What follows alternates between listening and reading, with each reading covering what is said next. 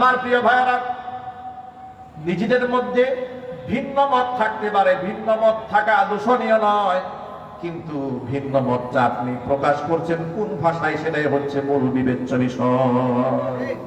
আপনার বলার ঢংটা কি? আমি হিংস্রতা নিয়ে বললে দূরত্ব তৈরি হবে, বদগুমান করলে দূরত্ব তৈরি হবে। কথা ঠিক এবারে জুড়ে বলেন।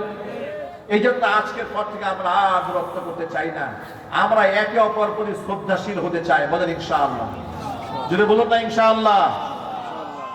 আপনারা কি মনে করেন এই দেশ শত্রু থেকে মুক্ত হয়েছে? কিন্তু জুড়ে বলেন না ভাই। স্বৈরা শাসক খুনি হাসিনা বিদায় হয়েছে, কিন্তু খুনি হাসিনার পেটার তারা এখনো পর্যন্ত রাষ্ট্রকে অস্থিতিশীল করার জন্য চেষ্টা চালিয়ে যাচ্ছে।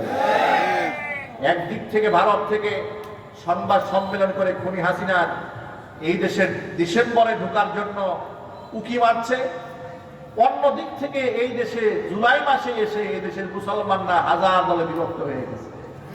আমি আমার ভাইদেরকে বলি, প্রিয় ভাইরা, বিভক্ত হবেন না। জুলাই আগস্টে যেমন সম্মিলিতভাবে খুনি হাসিনাকে পতন ঘটিয়েছিলেন, ঠিক ওই অপরাধের সাথে অপরাধী খুনি হাসিনা সহ প্রত্যেকটা খুনির বিচার হওয়ার আগ পর্যন্ত, বিচার নিশ্চিত করার আগ পর্যন্ত মুসলমানকে ঐক্যবদ্ধ থাকতেই হবে। রাজি আছেন তো ইনশাআল্লাহ? আল্লাহ কবুল করে, জোরে করে আমিন। হাত নামান। প্রিয় ভাইদেরকে বলতে চাই, প্রিয় ভাইয়ের আমার,